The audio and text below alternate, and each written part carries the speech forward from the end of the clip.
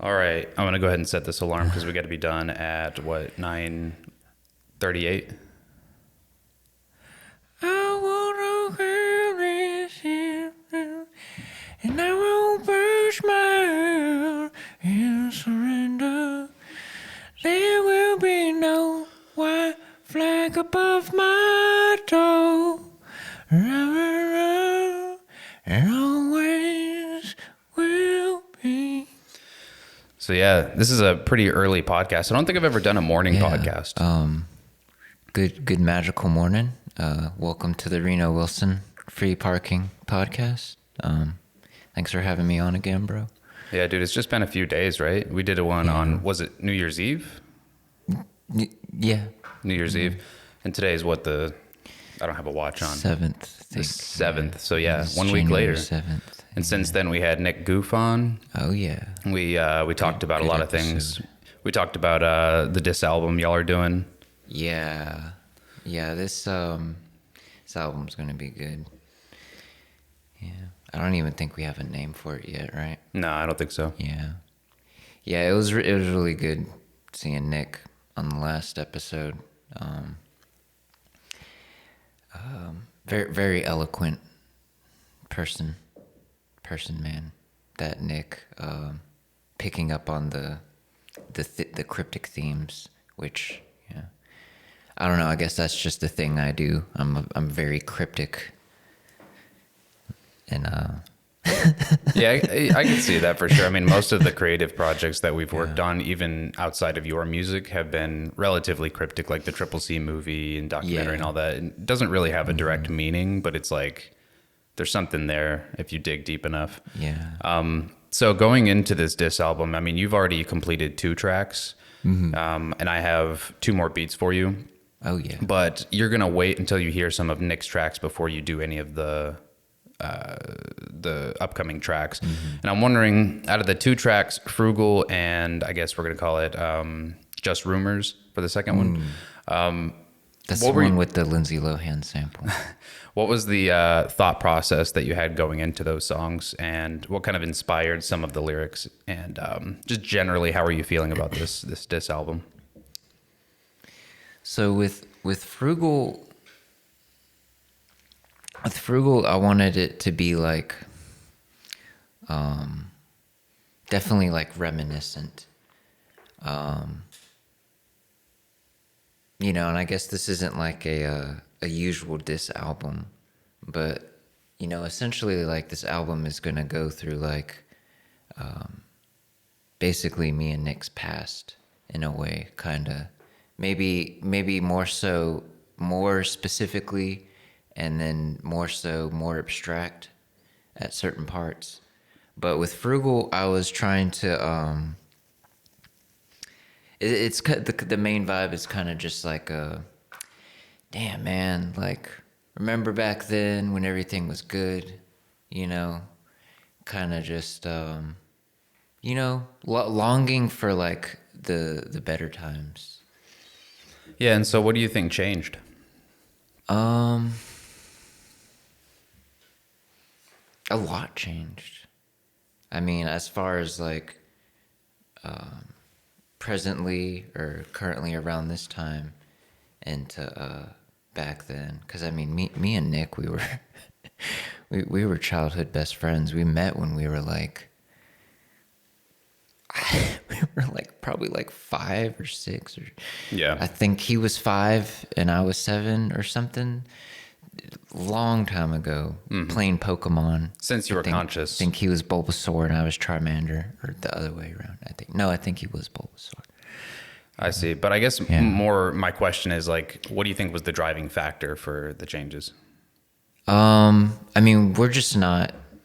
I mean, that's the thing is like, I don't know. I'm not trying to get like too deep and specific into our friendship on the pod, but we're not really. I guess for a lack of a better word, I mean, we're not really friends right now. If we saw each other in public, we probably wouldn't stab each other or entice a quarrel or a fight. I don't know. On the last podcast, you did say sometimes violence is necessary. Yeah. Yeah. How do you feel about that? If he throws hands first, then, I'm retaliating. How do you feel about that? In self-defense. That's a little crazy. Violence is I don't know if I agree with you on that one, Goof. You don't think violence is ever necessary? I think violence isn't something that like should be necessary, but I think in certain situations, like violence can be a way to calm something down, but I feel like violence in itself, like, very destructive, malicious, like deathly violence, like that should never be a solution to like a Just to be clear, I don't think Nick was saying that. I think you're saying what you just said. Oh, okay. But yeah, anyway, just don't kill people, y'all. Like, yeah, yeah. I mean, that would be enough great. People are dying, but then we have a problem with overpopulation. So it's like, well, are we kind of subconsciously like? No, I think are we regulating the population by just because I think being violent? No, I think we're probably less violent than we were like 100, 200 years ago. I mean, now we have weapons of mass destruction if we're talking war, which makes things worse. Like, obviously, there's going to be more casualties, but for the most part, things are far more peaceful. That's why we're overpopulated. Because we stopped killing people. It's not just that, but it's also like modern medicine, and it's much less likely today that you're going to die in childbirth or that children are going to die when they're young from like some disease because we have antibiotics, and there's more information that's passed along, so you can live stream things on Instagram if someone's being crazy, and you're less likely to get away with doing certain things. So yeah, the medicine thing is crazy. Like, I was on Twitter last night, and like people were talking about shedding or so, because there's anti-vaxxers, right? Oh yeah, and I'm not trying to get like political or anything like that, but like I personally think vaccines do help. I'm not anti-vax, and I don't advocate anti-vaxxing. But basically, they were saying these anti-vaxxers, they're saying shedding is if you get the vaccine for COVID, you start shedding this nanotechnology that gets other people sick. And so these anti-vaxxers, they're like, yeah, don't get the vaccine, but then they're worried about people who get the vaccine because it's like like a copy of the virus or whatever. I forgot what you call it, an mRNA or something. They think that you're going to shed that from your skin and give it to other people. So yeah, I mean, there's a lot of conspiracies. There's a lot of misinformation. Not only just vaccines, but also COVID in general. So I think I don't really know exactly what causes that. I don't want to go too deep into that just because I hate thinking about how stupid masses of people can be. But moving to a different topic. Yeah.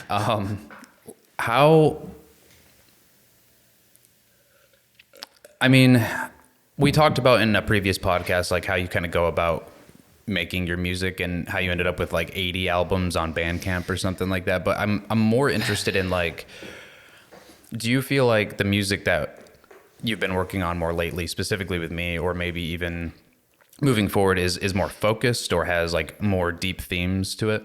Oh yeah. What inspires you musically? Like, when you listen to a new album that really inspires you, do you just go sit down and start getting creative, or does it kind of boil in your head over time and then you take elements of that? How does inspiration affect your work? I do agree with you. Like, yeah, definitely my songwriting for me personally is like definitely a little bit more focused. But the process has always been the same for me. And I feel like at least the process between you and me, like when we get in the studio, that's changed a lot. mostly because you have a fucking awesome studio now. You've had one for a while, but I'm not a studio musician or artist. I'm very, very, very lo-fi. I love the sound of cassette tapes and noise, just weird, wonky sounds. The process has been kind of changing from that. So I guess like it is getting more professional, but the process is still essentially the same, to where it's very stream of consciousness. Like that's personally how I write, is just like how I feel in that moment. It's kind of hard for me to write lyrics. I get stuck in like a lot of certain patterns. I used to write a lot in like journals and stuff. Now it's just kind of like little sayings or scribbles. Sometimes I'll like bring up my notepad and just have some brain fart shit, and it's still the same. It's very like abstract meanings and metaphors connected to each other. That's kind of like, that's always how I've like telling a story, is just taking all these little things and then, kind of just being weird and crazy about it. Yeah, I mean, I would say one of your influences, at least, I mean, you have a ton of them, obviously, but one that's we both share in common is Ween. Yeah, my top five are definitely Terramelos, Ween, Animal Collective, Y, and I mean those are the top ones. Oh, Death Grips for sure. Yeah, but with Ween is. I want to talk about that one because what's weird about that one and how it's influenced is like they start off, if you go through their discography in timeline order, they start off very lo-fi. It's all kind of recorded on like 4 tracks. Yeah. And then over time, it like into Chocolate and Cheese, it becomes hi-fi. They start getting into the studio, they start getting deals, and they start actually making like really full sounding music. And then as things go on, you can tell like going into Quebec, for example, things just get darker and like there's like a looming cloud of darkness over them as they're writing that album. There's definitely a vibe shift on that one. Yeah, and then there's always like some element of, I guess, the mood of the artist that shines through in their work, and I can kind of see that with your, what was it called, Sophomore? Is that the name of that album? What was the name of the album before that? Sophomore was my last studio, quote unquote, album, and the one before that was Debut. And Debut was just really just a bunch of loop jams. There's only like one song on there that has lyrics at the end. But Sophomore was more of like there's pretty much I think one song was instrumental and everything else had lyrics and vocals on it. Sophomore was more cathartic for me because it was like that's the thing too with my recording. It's basically like a therapy session for me, to where I can just right. And how were you feeling though? How was your life? How was your life, and how were you feeling, and how did you portray that into Sophomore? There's a lot going on. Well, if you could put the emotion into like a 3-word chaotic chaos. It was just chaos. Yeah, is that what you would say? At times it was peaceful or kind of gentle, but it was mostly chaotic, sporadic. It was crazy as fuck. Now, when we talk about "Sorry We Made This," the most recent album that I produced for you is what would you say your life was like, or the emotion, if you could put it into a few words, what would you say your life was like at that time? Sorry We Made This has like little splashes of like the funny, the crazy, the weird, the serious, Sorry We Made This it was kind of like we were wrapping up the year, in a way. There's a very like System of a Down kind of Rage Against the Machine kind of fuck the government, kind of vibe on it here and there. I think that I feel like that's a pretty big theme. I think that's true, and I think that at least the way I felt when we were working on it, it was kind of like not only like a fuck you to the whatever the system, but also to the music industry to say like, hey, we're gonna try to make like good sounding songs that have little to no meaning or depth. Like it's just random. Sometimes it's just random nonsense, like ham and cheese. You're just screaming ham and cheese over and over again. Cold brew, even though it's not on the album, same era. It's like you're just basically it's like mumble rap, but in different languages that you don't know. So it's like it's a lot of these songs, and like even towards the end of the album with Fishin' and Grillin', it's like a totally silly story. Fishing that makes a good one. Some people can relate to, but it's exaggerated and silly. And so I think that the album is kind of like our way of saying, hey, we don't really give a shit at all. But we like doing this, and it's fun, and we're going to keep doing it. And that's what I like about that album and that process. But going into this new album, whatever we're going to call it, there is a meaning. There is a purpose for it. And so the process has been very drastically different than what we were. It's interesting how that's shifted. For sure. I mean, the process, like you'll come over, I'll have a beat. I'll start, either I already have a beat or I start making the beat with you there and you're like, oh, I like that. And then you pull out your phone and you're just typing some lyrics on the spot. You're just like, all right, here we go. Yeah, I got this. Well, you'll do that for like 10 minutes. And then once that's done, you're like, I'm ready. Let's go. And usually it's actually both songs, it's first take. You try to do like 3 takes, but the second and third take, I'm just like, it's not the same. It's the first take every time. Hell yeah. It's always the first take. And you always want me to layer it, but I'm like, dude, you don't understand. It's that first take. I love the layered vocals. You like that chaos. Yeah, I do. And that's kind of like a challenge in the studio for me. You know? That's always been our dynamic ever since even we were in a band. That's the Ween dynamic though. Like Kinda, you have Gene and you have Dean. Kinda, but you know, here's what I'm trying to say. No, listen. Hold on. You have Dean and you have Gene. You have Diener and Jeaner. Yeah, we have Pab and Zab here. Pab and Zab. But here's the thing. The funny dynamic that we've always had when making music, even back in Too Much, is I always wanted to be like structured and make really structured music that we would write and then perform and really try to like have a focused sound.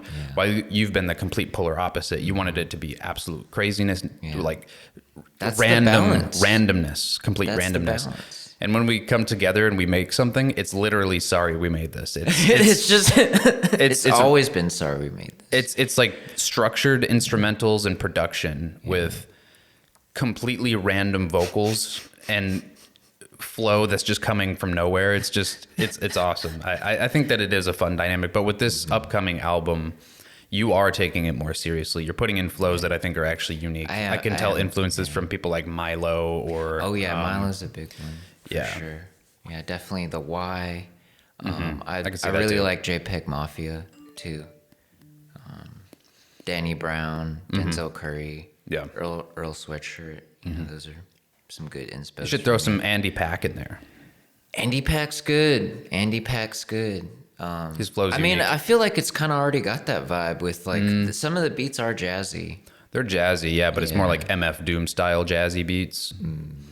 More so than something that could be performed by an actual live jazz band. Yeah, I'm curious to hear Nick's influences. I got you this. What is this? It's yellow jackfruit. Yellow jackfruit and syrup. Oh yeah, because last time you brought that expired hot sauce. I mean, you like barbecue, right? I do. Yeah. So, like what a lot of vegetarians do is they'll take like jackfruit, something like that, and you can reuse the juice too in your sauce. They'll chop it up real good, cook in some barbecue sauce, put on some bread. It makes a good vegetarian sloppy joe. Yeah, I think it's a high protein fruit, right? Yeah. No, actually it says 0 grams Dude, of look protein. at the thing on there. You see the jackfruit on the front? Yeah. Have you seen a jackfruit? I have. They're fucking huge, bro. They sell them at Publix. Bro, how much are they? I don't remember. I never looked. Dang. I don't want to get a But whole yeah, one because it's too hard to cut. Jackfruits are fucking huge. When I went into the Philippines in like I think it was like 2017 or 2016. Can you tell me about that trip? What I can recall, I'll try to. But yeah, in the Philippines, they have a shit ton of jackfruit trees, and and I guess I don't know how common That's this a hazard.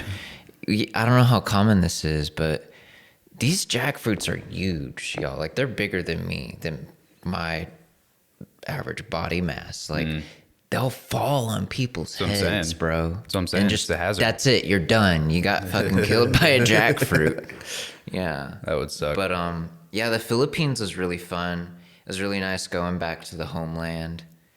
Got to meet all of a good bit of my family through like a lot of demographics, you know, going from like some of my family in Bora City, you know, they're just kind of based, it's like fucking like 10 people, you know, 15 probably, you know, like 5 adults and 10 kids in like one little hut over like basically like a sewer kind of drainage system, you know, little small town, to these kind of like, I guess like little, they're like castles.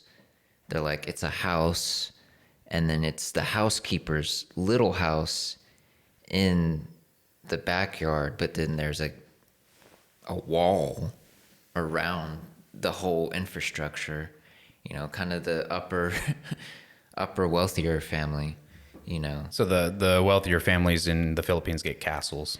Bro, they had like 3 snakes. They had like two or three pugs.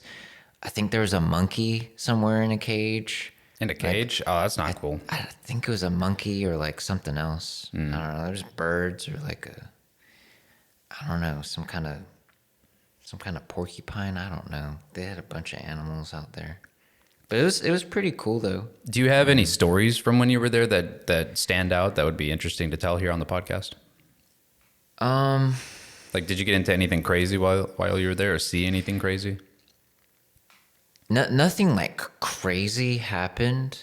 I was mostly just hanging out with my family, so you know, it's not like I was like partying or doing, you know, anything too fun. But like there was one night where I hung out with my uncle, and I was so hungover after this night. It was packed, man. Like he basically picks me up at this one. We stayed in a few different hotels there. We moved around through the Philippines. This one hotel was kind of like a nicer resort. You know, a few floors. In the back, there was a nice little garden, courtyard area with a horse, and then these guards with these AKs just walking around the premises, you know, making sure everything's good, you know. You know, my uncle, he picks me up at this resort, and he's like, "All right, we're going.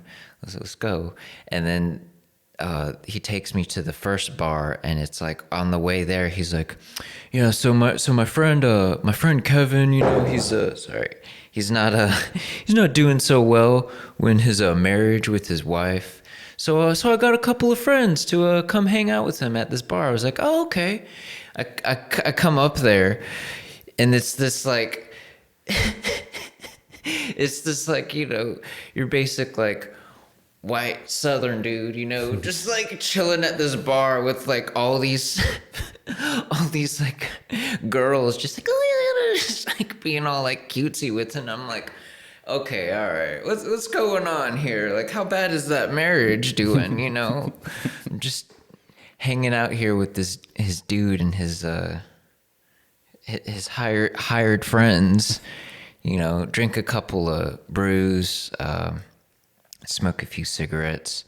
You know, none of the girls spoke English. One of them spoke like the tiniest bit, and I was trying to make conversation with her. You know, it's like the other girls are just like, oh yeah, just like feeling up on him, and I'm just like awkwardly just sitting here like, I don't know you, bro. Like, I'm fucking Pandavibrations. I have like 150 albums on Bandcamp, and you're, yeah, okay. But the girl was like, I was like, hey, you in school or anything? She's like, oh no. I was like, oh, you work? Or she's like, no, I don't work. I was just like, I'm like, what? Okay, nice to meet you. They kept going to the bathroom a lot. I was like, okay, I wonder what that's going on. And then my uncle comes back. We go to a speakeasy, and they're playing my favorite jazz song, Autumn Leaves. But walking up, before we go to the speakeasy, it's just like open parking lot, and my uncle's like, I know this looks sketchy, but try not to be weirded out. He's like, I'm not selling you off or anything. I was like, oh, okay. I was like, funny what? joke. He was like, thanks, Uncle. yeah, he was a character. But it's this building. We walk in this parking lot, and I'm like, where the fuck are we going, bro? And it's like this lone building. And he's like, walk up to the door. I'm like, and he's like, you see it? And I was like, what? And you look on the door, and it's a spade. I'm like, okay, that's kind of weird. He's like, open it. We open the door. It's this really nice speakeasy. All of the servers or the waiters are these really nice, dress vests. They're doing magic, fire spinning, whatever, breathing tricks, card tricks and all this shit. Very nice, old, like rustic, study type vibe. It was like a brewery owned by these two brothers. The bathroom was like haunted or something, because as soon as I opened the door, it like had a flash or whatever. I don't know, weird shit. But yeah, I drank a lot that night, and I was pretty hungover the next day. And then they're like, oh, okay, Jared, we got to go. And I was like, okay. And then we went to this island, this Lakawand Island. It's just a small little sand thing. But yeah, I mean, that was pretty fun. They tried to get me to do karaoke, and they didn't. I should have because my other uncle, he's like, well, first off, everyone there did not call me my actual name. They thought my name was Gerald. Oh. Because your family thought your name was Gerald? Yeah. Oh, wow. Well, because my grandma, she's like, hi, Gerald, and they're like, oh, the accent. It's just, yeah, they thought my name was Gerald. Hi, Gerald, you come here. You want to sing karaoke with us? You like Guns N' Roses? Oh, sweet child of mine. I was like, what? It's like, yeah, I'll sing Guns N' Roses with you, but. Yeah, I mean, that actually sounds like a pretty fun time. I did buy a guitar there, a really nice, I think the brand is like Fernando. It's like a really nice classical guitar. It was about like 2,000 pesos, which I think equates to like $40. You still got it? My friend's borrowing it right now. Oh. I'm going to get back soon. Hopefully. Yeah. You know what borrow means with Panda? Oh, yeah. It means get it back in 10 years. Maybe. Maybe. Snares included. Yeah. But drum stuff. So I remember one time you were telling me a story. Me and I don't know if I want to say the other person's name just because I don't want to. I don't have the consent of this person. We don't need another diss album in the works. Yeah, I know, right? Especially because this person is a musician as well. But can you tell the story about that one time you went to a concert out in Atlanta? I think you were like a teenager and you ended up getting like super drunk. Or that might have been the other person. He ended up getting like attacked or jumped or something. Oh. Yeah. Oh, you're talking about, yeah. That, yeah. You should start that story from the beginning. I think that would be a pretty fun one to tell. That's not a good story. You don't think so? You could be somewhat vague about it. I'll talk about it, but it's just... That was my like 18th. Yeah. Yeah, it was my 18th birthday party. I had two of my friends go with me up to Atlanta. My mom drove. We hung out at her friend's house, but we saw the constellations. But my other friend, they this was at the old Masquerade in Atlanta. My other friend just somehow got separated from us, and the old Masquerade was like it was like two different venues actually in one. They went to the whole other venue, saw a whole nother band, I don't know, Peter Bjork and John or something, I don't know, and like Comtrues, I can't remember. Bjork, yeah. Went, saw that, got kicked out, and then hung out with some other people, got drunk. Then they kicked him out of their car, like literally kicked him out of the car back at the Masquerade. And then we, finally found them again after the show was done. But we leave, we go back to my mom's friend's house, and then they're like, okay, yeah, we're gonna go hang out some more. My mom's friend offers us some, she's like, you can have a beer. I was like, okay, and we're watching, all three of us are sharing this one beer and like watching The Last Unicorn. No way. And then what a way to end the evening. Yeah, and then we crash. But my mom and her friend come in. They argued, I don't know, something about Molly or some drugs or something at the bar. And then my mom's like, all right, let's go. And then we leave real early on the day after my birthday. And I think, I think I also got a guitar too while I was up there. But on the way back home, she played this CD I found, I think, at like Wax and Facts or Criminal Records or something. Yola Tango.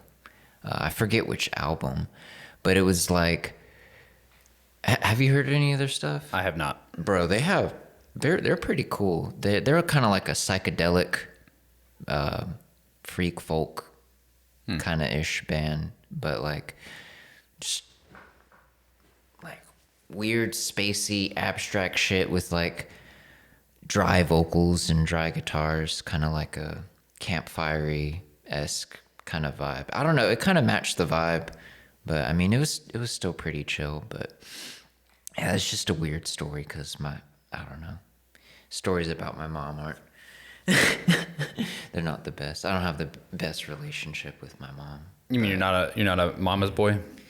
I wouldn't say so. Well, I mean, my grandparents actually adopted me. When I was really young, I had a hernia. So I have a scar right here on my stomach. And I was like, I don't know, I was like throwing up like shit from my mouth or something. It was pretty intense. But yeah, they had to give me surgery. But my grandparents basically adopted me because they had 6 daughters. So they just wanted someone to carry on the Dialosa name. And I guess that's me. Oh, yeah? Tell me more about that. Yeah. You got a kid on the way? Not yet. God, no. Yeah, me and baby haven't got there yet. But when are you thinking? I don't know. I mean, in the last podcast, we talked about goals and stuff. So 2024? I'm not saying it might be this year or next year, or I might start working on it, or I don't know. Baby Panda? Proposal? I don't know. All right. So if it's baby's birthday is coming up, as is my birthday. So, but I think we're just gonna, Usually, the last year we both had pretty chill birthdays. Probably gonna have some chill birthdays this year. No partying? We might have a party. I don't know. I mean, you can pull up, I don't know. She might watch this later, but like the plan, maybe there's the rim to rim to rim going out to. You should put some context into that because it just sounds. Yeah. When you say it like that. Was it Arizona, right? Or the Grand Canyon? Yeah, the Yeah. Grand Canyon. We do plan on going there this year, so that's going to be really fun. Yeah, just to explain real quick, the rim to rim to rim. Some rocks out there. The rim to rim to rim is a trail at the Grand Canyon where you basically start at one end of the rim, you go all the way to the other end of the rim, and then back. And so you end up doing the entire Grand Canyon and back. And I think that's going to take us approximately 2 to 3 days, depending on who's with us. If Chris comes with us, it's probably going to be 3 days. If it's just me and you, I think we can knock it out in 2, with like a 4-hour nap in there in the middle. But yeah, I think it's going to be really fun because last year the year before that, we did Pikes Peak, and that took us 2 days. And we took like a 4-hour nap and then did the rest of the mountain. That was 13 miles, right? It was 13 miles, but just the sheer amount of elevation gain is what made it so difficult. But we had someone with a broken leg with us, so. Correct. So we had to make sure that we were staying on pace with Chris. But, I think if Chris comes with us, we can easily knock it out in 3 days. If we really wanted to take it casually, we could do 4. I just think at that point, we're going to be... Think of the amount of food we're going to have to take. Yeah, we need a lot of supplies. It's going to be tough. 3 doesn't sound too bad. 3 sounds totally doable. 2 would be an achievement. 2 would be an achievement. I think it would be, 2 25-mile hikes? A 25-mile hike once per day. Yeah, it's pretty intense. So, okay, yeah. But if you think about it, you wake up, you start hiking casually, like, because when we do Pine Mountain, it's a 23-mile hike, but the elevation's not too bad, is it? At Pine Mountain? No, at the rim. Well, I don't think so, no. But when we do Pine Mountain, we start usually around like 8 a.m. and then we're trying to get done by dark. And so that's why it ends up feeling so hard, is because we're kind of hurrying in a way. The reason why I don't think this is going to be as bad is because we have unlimited time. We can, I mean, if you think about it, the second the sun comes up, we'll probably already be hiking. And then after the sun goes down is probably about when we'll start trying to set up camp. I mean, it's probably going to be like cowboy camping where we're sleeping on the ground without a tent or anything. Unless you want to bring a tent, it's just a lot of extra weight. But it's like, I think 25 miles in a context like that is a lot more manageable than, all right, we need to hurry. You know what I'm saying? We got to do 30-minute miles for 25 miles straight. Nah, we can take like an hour break here and there, and it'll be a lot more casual. I think it'd be pretty fun. Does sound chill. Yeah, I mean, every year the goal is to do some sort of disconnecting adventure type thing, because I feel like you got a lot of stress. You stress out a lot. I stress out a lot.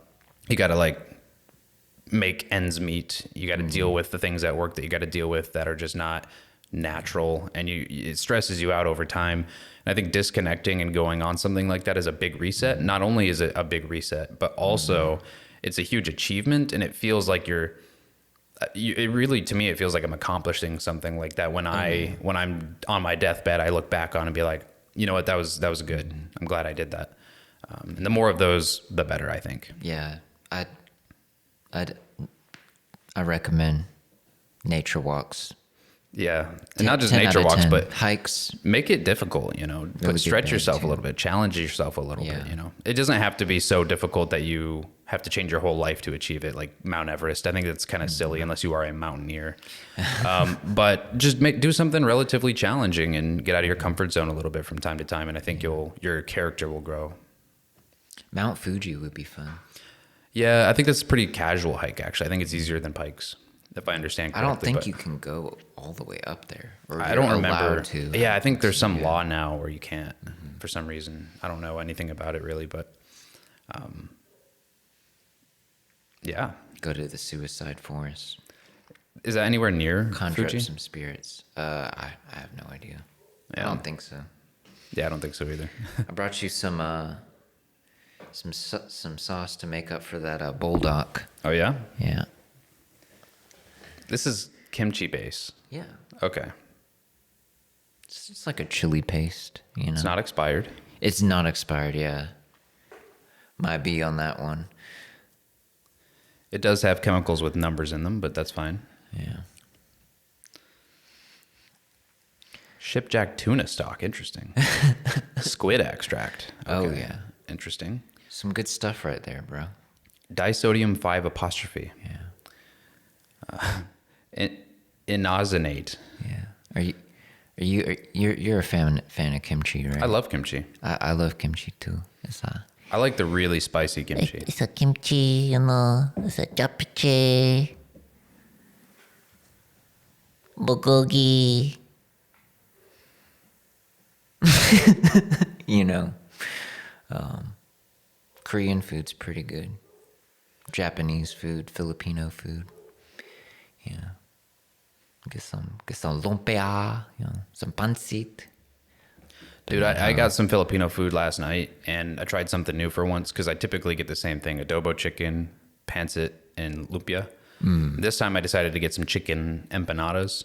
And okay. I don't know if that's necessarily Filipino food. I mean, obviously empanadas are like a Mexican food. I think That's the thing about Filipino culture. It's a little mix. blend of other stuff. because I mean, if you look at a dish in like a Filipino dish, it's a mixture of like Asian, Middle Eastern. I don't know if you want to call it Middle Eastern or what the other term for that is. Maybe Mediterranean or I don't know. But then you have almost like some sort of Mexican influence in there as well. It's Spanish.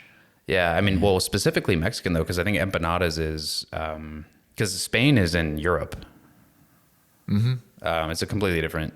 Yeah, Spain. Culture. I'm pretty sure Spain had control of the Philippines for a while.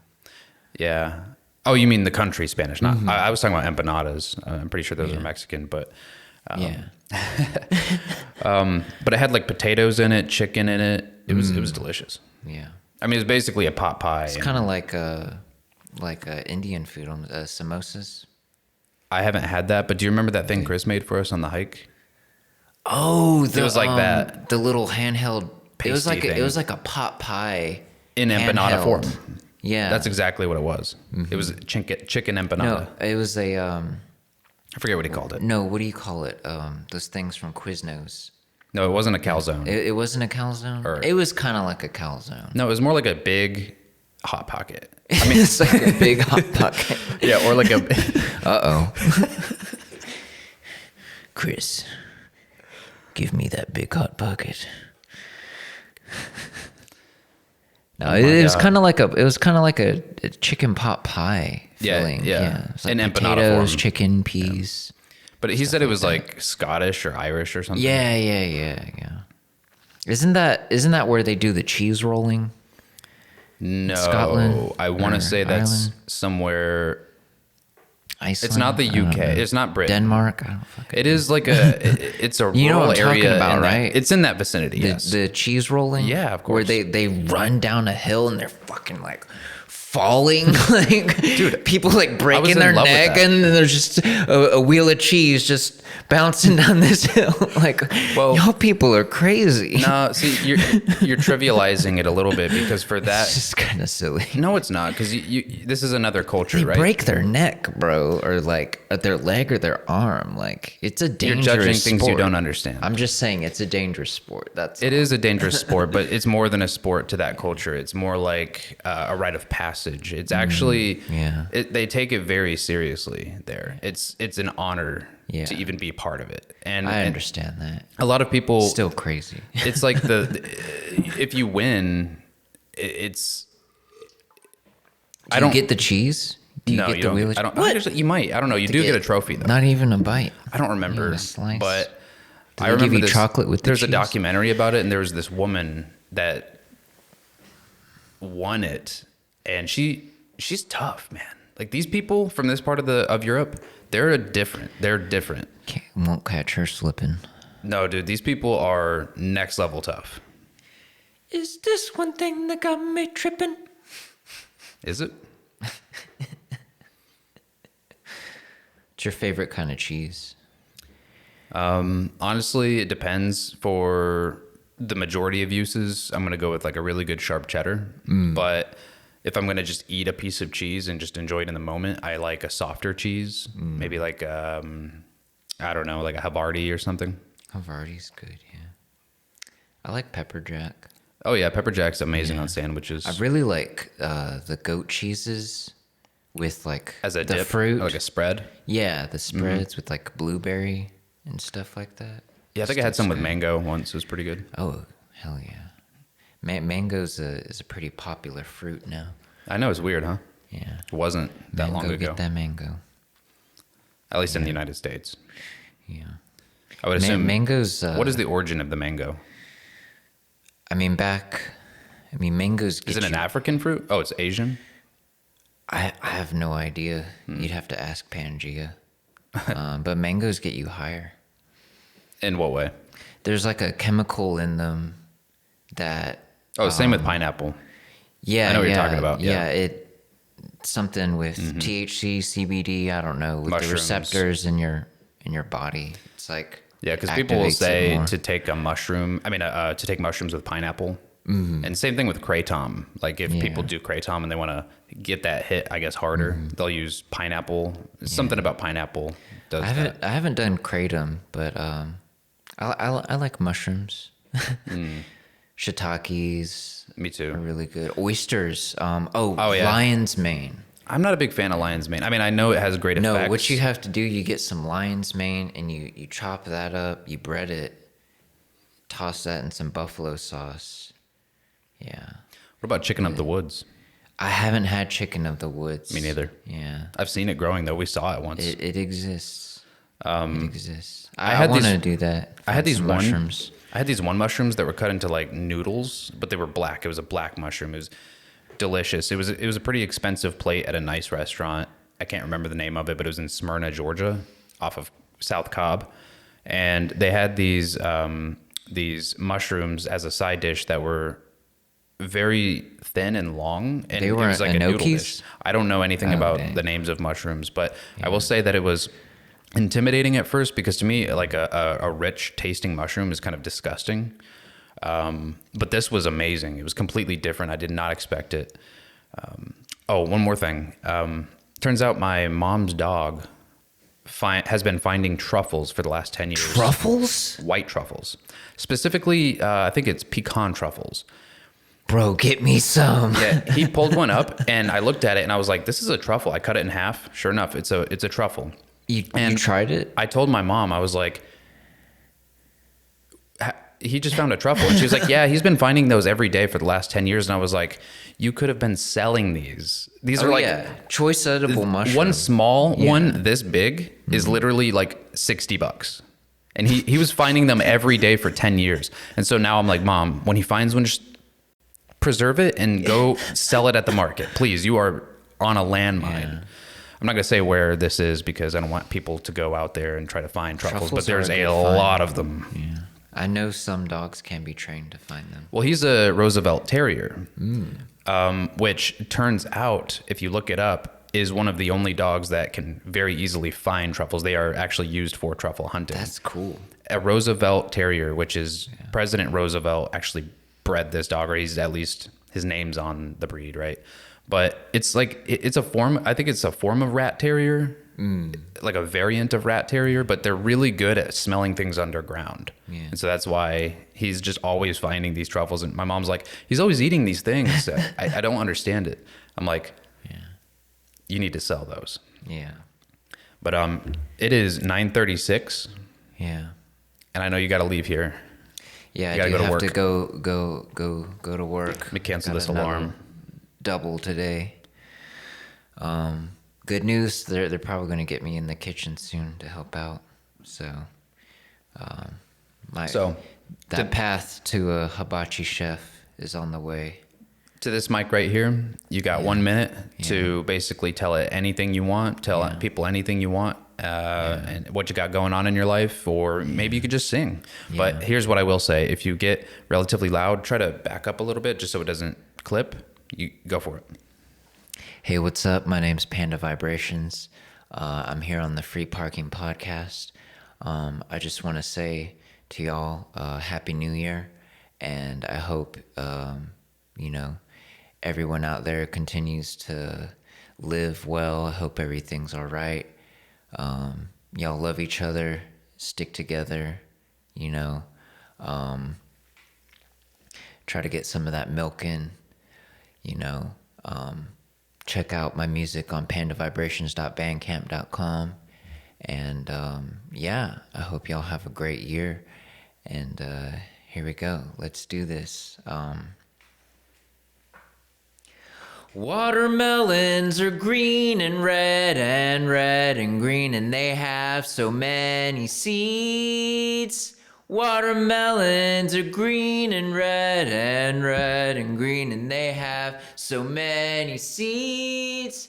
Cut a slab of melon, if you please, or give me pork roll, egg, and cheese. Give me plenty of cheese. I'm so hungry, I'm tired of being lonely, so just please hold me. Oh no, that's so scary. Why did you cut down all of my trees? I have to disagree. Let flowers grow and die, but don't ask me why. It's just a circle of life. Bop.